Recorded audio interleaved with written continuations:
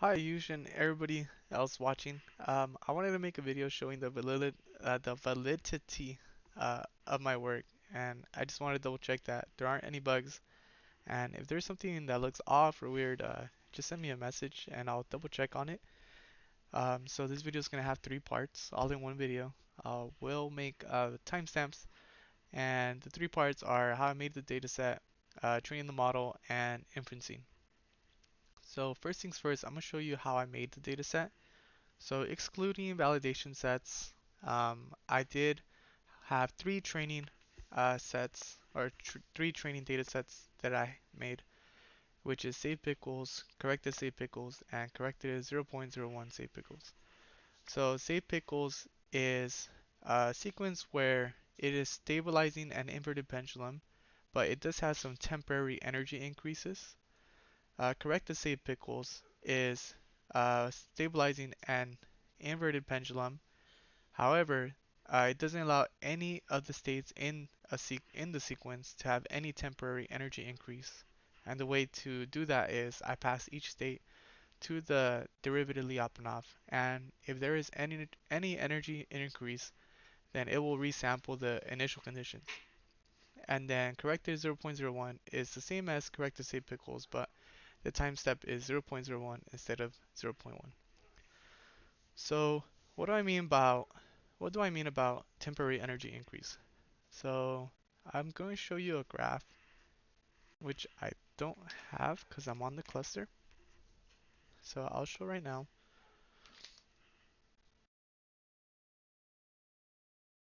I'll show right now.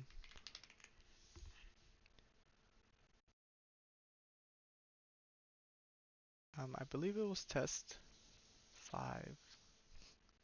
Test 5. Yeah, so I'm going to show you the the inverted pendulum being stabilized by just showing the RK4 values I get.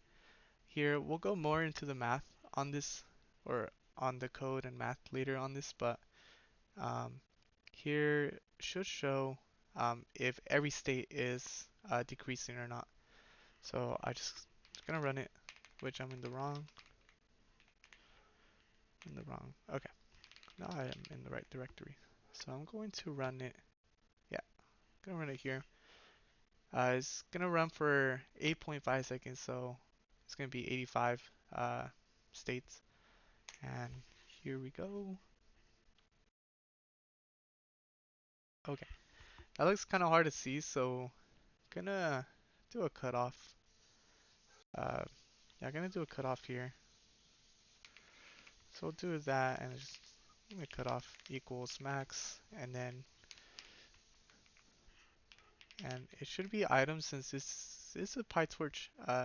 It is a PyTorch tensor, so if we just want to extract the value itself, uh, gotta do item and then we'll append that, and then this should be easier to see. And okay, so for this sequence with the initial starting condition of this, there is a temporary energy increase. So this is what I mean. It stabilizes to 0, but there is one point where it might be increasing, uh, which it might have some temporary energy increase, which is fine. So that's what one of the uh, data sets is, but it still always stabilizes and goes to 0, 0. And it doesn't look like 85 points, but a lot of the points are here closer to 0, so it's kind of hard to see. So this here is how it shows with some temporary energy increase and some non-energy increase. I believe I could just do negative. I'm gonna clear this and let's see. Okay, so for this one, they're all 0, so it's always energy is always decreasing. And this is how the graph shows. So this is the second data set, training data set that I made. And the third one is just this one, but with time points, dt as 0.01. And yeah, just to also show you the Lyapunov derivative, this is what it is, and pretty much it is the most. main part, which is the partial derivative of the Lyapunov function with respect to the angle times velocity, and then the partial derivative of the Lyapunov function with respect to the velocity times acceleration. And yeah, you should get that. You should be able to tell from that if it's decreasing or not. And so that's what that is. So now we can see the logic that's being applied to make those pickle data sets. So I did do this get data um, to create this data set. And so pretty much I set some seeds for reproducibility. And I also I also have this curriculum class which I adopted from the original repository that just sets the points and the dimensions, etc., and it gets to update it. And so um, this is all based on my config file, which I'll show you here. This is my config file, and so curriculum just sets the number of points. So it starts off with 1, and then has to update also curriculum update. So for every 500, um, it increases the number of points. So it goes from 1, 2, 3, 4, 5, 6, 7, 8, all the way to 85, which is just 8.5 seconds depending on the time step. And yeah, so that's what curriculum's doing. NDIMS, I don't really need that actually. I don't use it for get data. B size is 64 as it was um, in the config file. Here is the directory. TQDM is just a nice fancy progress bar. I'm also using their Gaussian sampler class, and I don't really need to use it because I was initially first sampling from a Gaussian distribution a long time ago, but now I'm not, and I just kept it because I didn't want to break anything, but I don't really use it. Here is the class itself. See, I don't use bias or scale, but I did set these theta and theta dots in there, which I want the range to be between negative pi to pi and then negative 10 to 10. So that's pretty much all I'm using from this part. And so here, this is where I generate the data set. So I just added it onto the Gaussian sampler class. And yeah, here it is. So I first have these empty lists, which are going to be storing my sequences until I have 64, which is the batch size. And I will come back to this part here. And so yeah, so for underscore in range b size is 64. So I'm gonna run this 64 times until I have a 64 sequences, which is my batch size. And so while true. While true is used to keep sampling sampling from initial conditions until I find a sequence where the derivative Lyapunov is not increasing anywhere or is not positive anywhere. So here is val. I don't really need to talk about that since it doesn't really affect the model. It's just for viewing and seeing if it overfits. But yeah, this is where I made the training data set. So here is the sample initial condition, and yeah, it's right here. So I am using uniform random sampling just because all the values in between have equal probability of being chosen, so it's a larger pool. And yeah, negative pi to pi, negative 10 to 10. So that's what's that doing. And yeah, let's check in what the logic of RK4 is doing. And so I call this checking function, which I don't really need anymore since I'm not using Euler.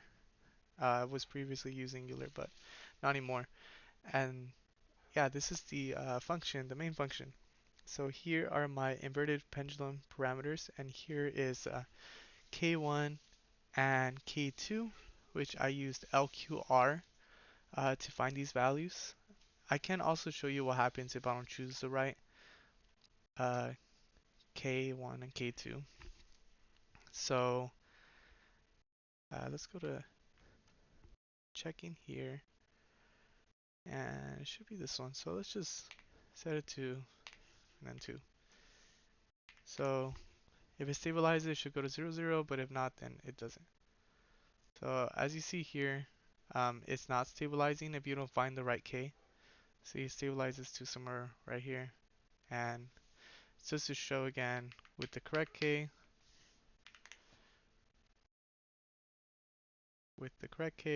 it looks like this. Starts from here, ends up at here, 0, 0. And yeah. So use LQR to find that. And let's continue on. But yeah, these are just tuning parameters used to stabilize the inverted pendulum. And then T is from 0 to total time. So if I have 0 to 1, it's going to be steps of 0 0.1, so it would be 10 points. N steps, just the length of T. And then here, I'm just converting X into a NumPy array. And then I'm also initializing some NumPy array of size N steps, uh, which are going to be replaced with uh, the actual states and U values. And here is theta, theta dot, and theta d is the desired position, desired velocity, which is just inverted pendulum upright with no motion. And then here is that force being applied um, to stabilize that inverted pendulum. And if you would write this down, it would look something like negative k1 theta minus theta underscore theta underscore d, and then it's going to be minus k2 theta dot minus theta dot underscore d. And so what this first part is doing is counteracting the position displacement, and this second part is counteracting the velocity. So that's what u's doing.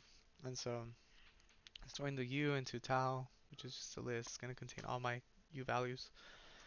And here is RK4 being applied, RK4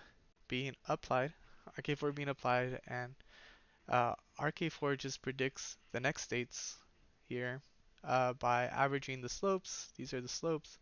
I should have used different variables, but this is slope at the start, at the midpoint, another midpoint, and then at the end of the step, and then the whole step is 0.1. And then here I just average here to get my next state. And so this is RK4, and it's gonna give me 85 states, right? Since n step is, let's say, or let's say 8. Let's say it's 8, so it's gonna be 80 points. And so yeah, that's how I'm getting my states. And then at the end, I just calculate u one more time for that last state that I got, and then just add it to the end.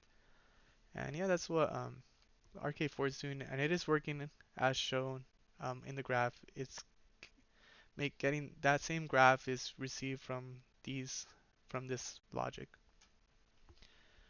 So that's get data, and we're at sampler. Okay, and then uh, the the inverted pendulum stabilizes pretty quickly. So if I put endpoints equals 1 here, it's going to give me 10 points, but I don't really want 10 points right away, so that's why I have an end stop, so it's just slicing. So let's say it's slicing at 1, I'll just have one state, and then after 500 iterations, I'll be slicing at 2 states, 3 states, 4 states, until I reach 85 as mentioned in my config file. Yep, which is 85, 8.5 seconds. So that's what that's doing. And yeah. Oh, here should I do the okay. Just to keep going. So for this data set, I didn't want any temporary energy increase, so I do send it to the uh, I do send each state. I calculate the Lyapunov derivative and see if it's increasing or not.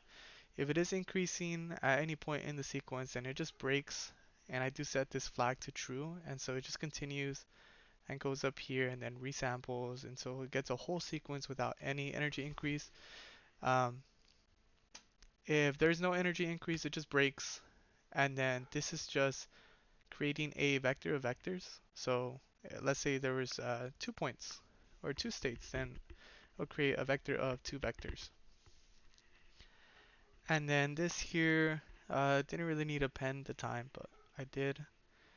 Um, yeah, so I'm appending the sequences, so I should have 64 sequences, and then also appending uh, the control values here.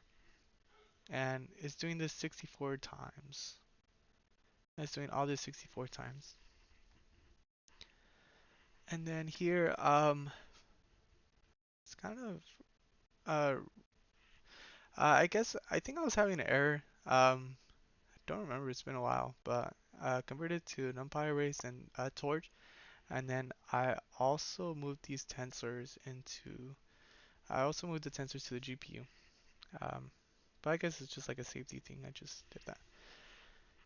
And yeah, I think that is it for this. Oh, here is a curveball that I did.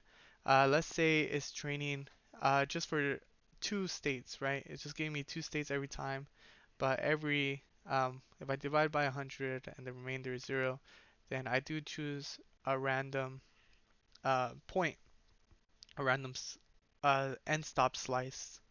So instead of 2, I give it just for that iteration like a 6, some random 6 through 60, one of those, just so uh, the model won't overfit. So it's just a precaution that I use. I'm not sure if it did much, but just these random slicing uh, numbers that are applied here. Um, and yeah, it's just for that. And then here for endpoints. So let's say I got 60 and I would put 60 endpoints here, then it's going to get a sequence of 600 points, which that's not what I want. So that's why I divide by 11 to have enough endpoints to satisfy this end stop. Um, let's say for some reason I get 50 points when my end stop is, uh, yeah, let's say I get a total of 51 points where my end stop is 55. Doesn't really matter. Um, it won't break. I'll just stop till the lowest number of points possible. And yeah, it went through. So I think the logic there was good. And yeah, so now I'm gonna just show you real quick the pickle dataset logic, just to show that it is um, it is working as intended. So okay, I guess okay. Um,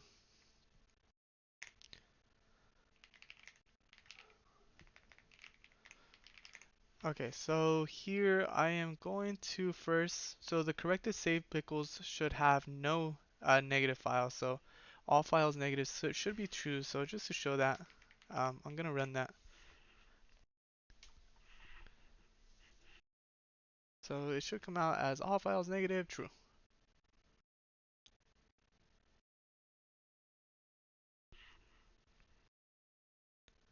Okay, so that's working as intended. Uh, yeah, since I am passing it to through a Lyapunov again. And then let's check the other one. This one should have some potential energy increase. Um, in some of the pickles. Probably not all the, probably not.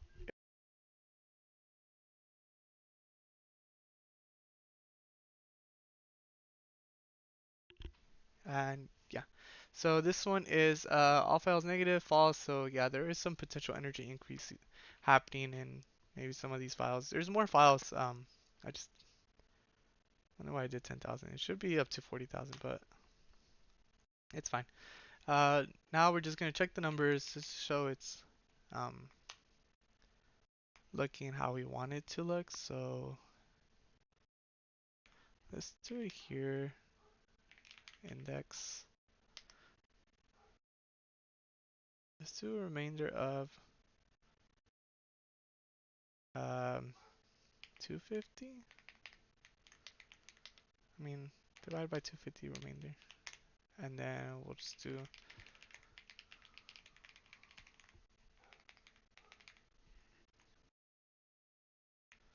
Okay, so we'll try that out, and then we'll see the numbers, see what's happening, and let's run that. Okay, so see. Okay, so we're at pickle 250. Um, there's too many. Okay, but there's pickle 250. Oh, at save pickle, let's do x dot shape. So this should be 64 1 2. Since there's 64 sequences, it's under 500, the 500 iteration points, so it should be one state, and then it should be two, which is just theta and theta dot, which that's how you see it. Let's go into it. That's how the batch is looking. To just look at the first one, is this, and so that's what that is. And now for the next one, this is the curveball. So at 500, I just choose some random number to slice at, just so the model may not overfit. I'm not sure if it did much, but just did it for um, just a precaution. So let's do shape. And so yeah, so at this file only, the other one's still all ones, but for this file only, X shape is 64, 56, 2, so there's 56 in that sequence. So each sequence has 56 states. And so let's look at it. We'll just look at one. Okay. And so this is it here. And it is decreasing, as you can see. U is getting smaller and smaller. So 0, -1, -2, -3, -4, -6, -7. So that's that. Um, and now for the next one. So this is 750. So this should be 64, 2, and 2. Since we're above 500, it iterates the number of points, um, number of states allowed every 500. So we check the shape on this. 6422. We could also check it, right? A vector of vectors.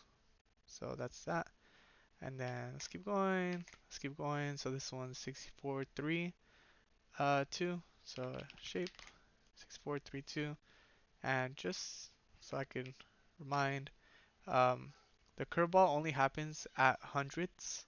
So all these here are still just the same number of points. It's just that at 200, then there's a curveball, but all these here, same number of points, same number of points until it gets to um, 0 remainder when dividing by 100.